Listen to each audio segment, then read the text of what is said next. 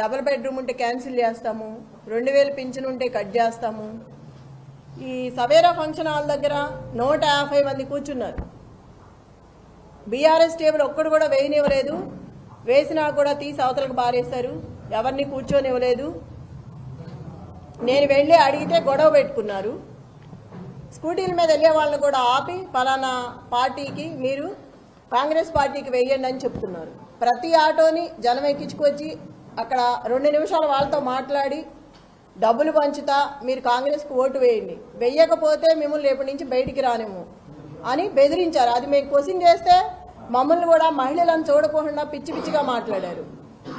నేను సవేరాలో ఒక బూత్లోకి వెళ్తే 271లో నవీన్ యాదవ్ బావమరిది వెంకట యాదవ్ కూడా ఉన్నారు. నన్ను చూసి ఎమ్మటే బయటికి పరిగెత్తుకొని వెళ్ళిపోయారు.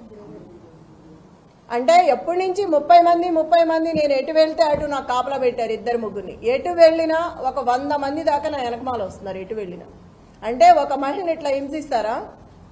అంటే ఒక మహిళను తిరగనివరా? ఒక మహిళ ఇట్లా ఉండకూడదా? ఇంత అరాచకమా? ఇంత అన్యాయంగా చేస్తారా? బోరుబండలో కొట్టారు, టేబుల్ అయినవలేదు, కుర్చీలు ఇసిరేశారు.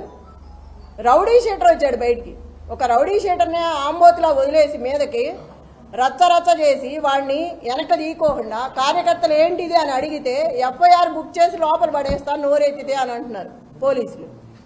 నేను అక్కడికి ఎంటర్ వెళ్ళంగానే 20 మంది పోలీసులు వెళ్ళిపోయారు ఎక్కడ వాళ్ళు అక్కడ. ఒక మహిళ వచ్చినప్పుడు ఉండాలా అండగా? వెళ్ళిపోతారు ఏటాళ్ళు అటు పారిపోయి. ఇంత దొంగల్లాగా ఎందుకు చెప్పండి? పోలీసు సోదరులకు ఒకటే చెప్తున్నా, నేను జెన్యూన్గా ఉండండి. ఒక మహిళకి సపోర్ట్ చేయమని నేను అడగట్లేదు, ఎవరి పని వాళ్ళని చేసుకునివ్వండి. అంత భయపడాల్సిన అవసరం ఏముంది? ఒకళ్ళ కింద పని చేయట్లేదు కదా మనం, అంత భయపడి నన్ను భయపెట్టాల్సిన అవసరం ఏముంది? ఏ డివిజన్లో ఏ బూతులకి వెళ్ళినా ఇదే గొడవ. ఇప్పుడు కూడా బిర్యానీలో డబ్బులు పెట్టిస్తున్నారు. అంత కర్మేం పట్టింది? అంత ఓడిపోతామని అంత భయం ఎందుకు వేసింది? ప్రజల్ని మభ్యపెట్టి భయపెట్టి ఇళ్లలోంచి బయటికి రానివట్లా. ప్రజలకు ఒకటే విజ్ఞప్తి చేసుకుంటున్నా, నేను ఎవ్వరూ కూడా భయపడుకోకుండా బయటకు వచ్చి ఇంకా 4 గంటల టైం ఉంది, దయచేసి ఓటు వినియోగించుకొని ఓటు వేసి మీరు రౌడీజాన్ని అరికట్టి రేపు ఇలాంటిది లేకుండా ఉండాలంటే ప్రతి ఒక్కళ్ళు బయటకు వచ్చి ఓటు వేయాలి. ఇంతకుముందు అధికారంలో ఉన్న బీఆర్ఎస్ పార్టీ ఇలాంటి ఎలక్షన్స్ చాలా చేసింది, కానీ ఎప్పుడు చేయలేదు. నేను చూసినంతలో ఎప్పుడూ జరగలేదు. ఫస్ట్ టైం నేను చూడటం. ఇట్లా ఉంటుందా అని ఇప్పుడే చూసాను. నేను ఇన్ని సంవత్సరాల్లో ఎప్పుడు కూడా చూడలేదు. నేను నా భర్త ఇన్ని ఎలక్షన్స్లో ఉన్నప్పుడు కూడా ఇలాంటిది ఎక్కడా వినపడలే. నేను స్టేట్లో ఉన్న ఆకు రౌడీలు మొత్తం తీసుకొచ్చి పెట్టుకున్నారు. అంత దౌర్భాగ్యమా? అంత భయం ఎందుకు? అంత భయపెట్టాల్సిన అవసరం ఏముంది? దయచేసి మళ్ళీ చెప్తున్నా, ఓటు హక్కు వినియోగించుకోండి బయటకు వచ్చి. ఇట్లాగే ఉంటే మళ్ళీ రేపు ఈ గోండా రాజ్యమే ఉంటుంది. మీరు కనుక పార్టీని గెలిపించుకుంటే రేపు మీకు అండగా ఉంటుంది. ఇప్పుడు ఏం జరిగినా నేను చూసుకుంటాను ప్రజలందరినీ. మీకు అండగా ఉంటా, మీ వెనకమాల నిలబడతా, పార్టీ అండగా ఉంటుంది. ఏదైనా సరే 13వ తారీఖు వరకు ఎంత ఇబ్బంది అయినా పెట్టండి, ఎంతైనా భయపెట్టండి, కానీ 14వ తారీఖు తర్వాత మాత్రం మాదే. అప్పుడు చెప్తాం ఒక్కొక్కళ్ళ పని ఎవడేంటనేది. అప్పుడు చూసుకుంటాను నేను. ఎవరేం చేస్తారో ఇవాళ గుర్తుపెట్టుకుంటాను. పనికి మాలిన ఆకురౌడీ కూడా నోరెత్తి మాట్లాడుతున్నాడు ఇవాళ. పోలీసులు కూడా మహిళలను చూడకోకుండా ఎట్లా పడితే అట్లా మాట్లాడుతున్నారు. ఇందాక ఎవరు అతని పేరు? సురేష్ యాదవ్ ఎంత వల్గర్గా మాట్లాడుతున్నాడు అంటే లేడీస్ అనుకోండి లేకుండా పిచ్చిగా మాట్లాడుతున్నాడు. ఎన్నికల కమిషనర్కి నేను ఒక్కడే విజ్ఞప్తి చేసుకుంటున్నాను, ఒక మహిళగా మిమ్మల్ని అడుగుతున్నా. నేను ఎంత చేస్తుంటే కూడా మీరు చూస్తూ కూడా ఊరుకున్నారు. ఒక మహిళని ఇట్లా చేస్తుంటే మీకు ఇప్పటికే తెలుసుంటాయి అన్నీ. నేను దయచేసి మిమ్మల్ని అడుగుతున్నాను, ఒక కోరుతున్నాను, మీరు బయటకు వచ్చి జరిగేదేదో చూసి ఏది కరెక్ట్గా ఉందో వాళ్ళకి చెప్పి అట్లా చేయించండి.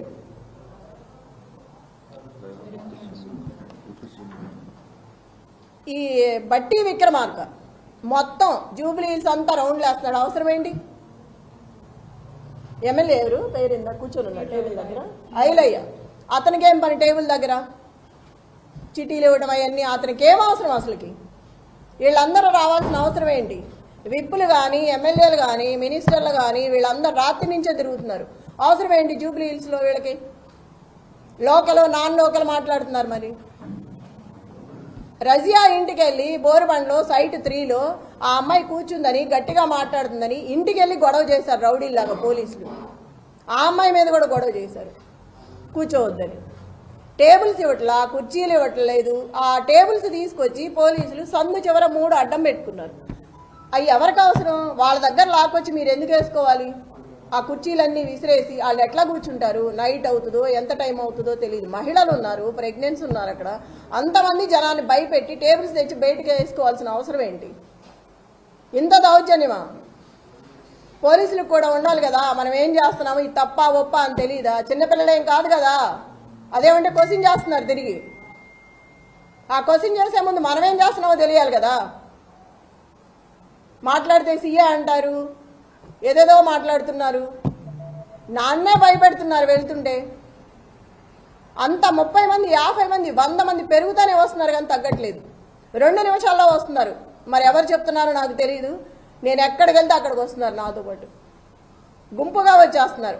పోలీసులు కానీ రౌడీలు కానీ ఆ చుట్టూ ఉన్న జనం కానీ. ఏదో ఇప్పుడే వచ్చేటప్పుడు చూసా 150 మంది కూర్చున్న టేబుల్స్ నేను గొడవ చేసి వచ్చానని ఒక 6 నుంచి మిగతాయి తీసేశారు. ఇప్పుడు వస్తా చూసాను ఈ కార్లో. ప్రతి చోట ఇలాగే ఉంది. మేము ఇక్కడి నుంచి అవతలకి వెళ్తే ఇక్కడ మొదలు పెడుతున్నారు, మళ్ళీ అటు నుంచి ఇటు వస్తే అటు మొదలు పెడుతున్నారు. ఎన్ని చోట్ల నాపుతాము, ఎంతమందిని నాపుతాం? బిర్యానీలో డబ్బులు పెట్టిన దౌర్భాగ్యం కాంగ్రెస్ పార్టీది. అంత అవసరమే వచ్చింది నీకు? అంత రౌడీయిజం చేయాల్సిన అవసరమే ఉంది? మొత్తం సిటీలో ఉన్న స్టేట్ మొత్తం రౌడీలు అందరినీ పెట్టుకున్నావు తీసుకొచ్చి. ఎంతమందిని బెదిరిస్తావు? పక్కనే పెట్టుకున్నాడు, కవర్లో పెట్టి ఒక్కొక్కళ్ళకు పంచుతున్నాడు. చూసాము, పోలీసులు కూడా చూస్తున్నారు పక్కన, ఏమంటలేదు వాళ్ళని. మా దగ్గర సెల్లులు ఉంటే తీసి బయట పెడుతున్నారు లాక్కొని. ఒక క్యాండిడేట్ ఫోన్ కూడా దగ్గర ఉండనివరా? క్యాండిడేట్తో ఒక మనిషిని కూడా రానివరా? ఎట్లా రాకుండా? లోపల ఎవరు కూర్చున్నారు ఏంటో మనకు తెలియాలి కదా. అట్లా కూడా అలౌ చేయట్లేదు. వాళ్ళని మాత్రం 10 మందిని అలౌ చేస్తున్నారు. అడిగితే నవ్వుతున్నారు.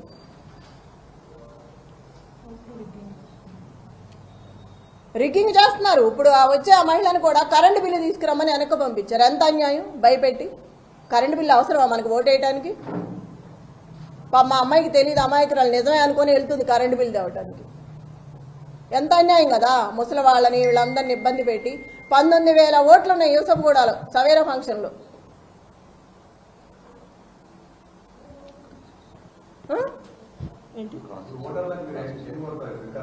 వికలాంగులకి ఎన్ని పెట్టాలి? వీల్ చైర్స్ మనం 19,000 మంది అంటే ఎన్ని పెడతాము? 10 బూతులు ఉన్నాయి వికలాంగులకి, 2 ఉన్నాయి అక్కడ. ఆ 2 ఎంతమంది అని లోపలికి వస్తారు? ఎంతమందిని అని తీసుకొస్తారు? ఓటింగ్ ఎప్పుడే ఎంచుకుంటాము? ఇది ఎంత అన్యాయం చెప్పండి. ఇటు నుంచి ఇటు వస్తే ఇటు వెళ్తున్నారు, అటు నుంచి ఇటు వస్తే అటు వెళ్తున్నారు. ఎంతమందిని ఆపుతాము? ఎంతమంది రౌడీలు, ఎంతమంది గూండాలు అక్కడ? ఫస్ట్ టైం చూస్తున్నాం సిటీలో ఇట్లా. రేపు నుంచి జనాలనే బతకనిస్తారు వీళ్ళు. ఇంత అన్యాయంగా అధిష్టానం అంతా ఆడవైపే ఉంది, సపోర్ట్ ఉంది. ఎవ్వరూ లేరు. బీఆర్ఎస్ పార్టీ అంటే గొడవే చేస్తున్నారు కానీ ఒక్కళ్ళని కూడా అలౌ చేయట్లేదు. టేబుల్స్ ఇట్లా, కుర్చీలు ఇట్లా. ఎవరికి చెప్పాలి? వాళ్లే ఇలా ఉంటే అధికార పార్టీ ఎవరికి చెప్తాం మనం? ఎవరు కంప్లైంట్ తీసుకోవట్లేదు ఇచ్చినా కూడా.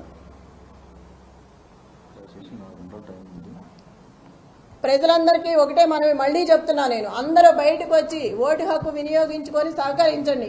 ఒక మహిళకి నాకు సపోర్ట్ చేయండి. రౌడీ రాజ్యం అంటే ఇక ముందు కూడా మీరు అన్నీ తెలుసు, నిన్నటి వరకు అన్నీ చెప్పాము. మీరే ఆలోచించుకొని బయటకు వచ్చి ఓటు వేయండి. జరిగేదంతా చూస్తున్నారు మీరు. అందరికీ మళ్ళా ఒకసారి చెప్తున్నాను, 6 గంటల వరకు 4 గంటలు సమయం ఉంది. అందరూ బయటకు వచ్చి ఓటు హక్కు వినియోగించుకోండి. దయచేసి కేసీఆర్ గారిని గెలిపించుకోండి. నాకు ఇట్లా చూస్తుంటే ప్రతి ఒక్కళ్ళు చెప్తున్నారు, ఇప్పుడు వెళ్తే గోపన్న ఉంటే ఇట్లా జరిగేదే కాదు, గోపన్న లేడు కాబట్టి ఎంత హింసిస్తున్నారు మమ్మల్ని. నిజమే, నేను కూడా ఇవాడే ఫస్ట్ టైం గట్టిగా మాట్లాడుతున్నాను. ఎందుకంటే నాకు ఆవేశం వస్తుంది, ఎంత రౌడీయిజం చేస్తారా అని. ఒక మహిళగా కూడా నేను తట్టుకోలేకపోతున్నాను. తోటి మహిళలను కూడా ఇబ్బంది పెడుతున్నారు వస్తా అంటే. ఓటు వేయకపోతే రేపు మీ సంగతి ఉంటుందని నన్ను బెదిరించాడా? ఆ నల్లగా ఉన్నాడు, ఏం పేరు, నవీన్ యాదవ్ మనిషి, ఆ 150 మందిలో ఉన్నాడు. రేపు చెప్తాను ఈ సంగతి అంటున్నాడు. నన్నే బెదిరిస్తున్నాడు, రేపు చూస్తాను ఈ సంగతి ఏందో అని. ఇంత అరాచకమా? ఏడిస్తే ఏడిసానంటారు, నవ్వితే నవ్వానంటారు. ఏంది పిచ్చి గొడవలన్నీ? బాధ రాదా మనిషి అన్నాక? అడిగితే అడిగామంటున్నారు.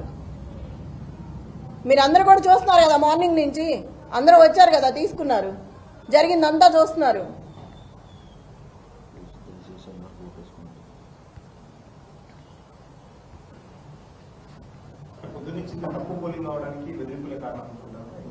తప్పకుండా ఈ బెదిరింపుల వల్లే జనాలు బయటికి రావట్లేదు. రేపు ఇంటికి వచ్చి ఏం గొడవ చేస్తాడో, మమ్మల్ని బెదిరించి వెళ్ళాడు, ఇప్పుడే రావాలంటే భయంగా ఉంది బయటకు అని చెప్తున్నారు ఒక్కొక్కరు.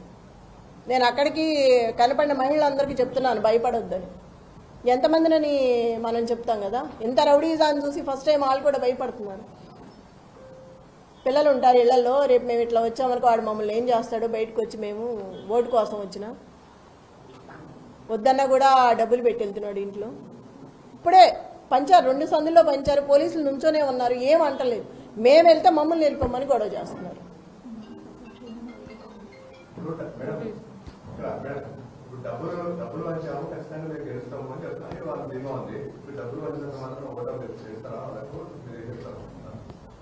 ఓటర్లు చాలా తెలివైన వాళ్ళు ఎటు వేయాలో వాళ్ళకి తెలుసు. కానీ భయపెట్టి బెదిరిస్తున్నారు కాబట్టి వాళ్ళు భయంతో బయటికి రావట్లేదు. ఇక డబ్బుల సమస్య కాదు, బెదిరింపు, గోండాయిజం, రౌడీ రాజ్యం, ఇది దానికి భయపడుతున్నారు జనాలు. ఒక మహిళగా నన్ను బెదిరిస్తున్నారు. ప్రతి ఓటరు దయచేసి బయటకు వచ్చి ఓటు హక్కు వినియోగించుకోండి. ఎవరికి భయపడాల్సిన అవసరం లేదు. మీకు అండగా నేను ఉంటాను. ఏ ఆపద వచ్చినా నాకు ఫోన్ చేయండి, మీ దగ్గరకు వచ్చి నేను నిలబడతాను. నేను మీకు అండగా ఉంటాను, పార్టీ అండగా ఉంటుంది. ఎవ్వరు భయపడద్దు.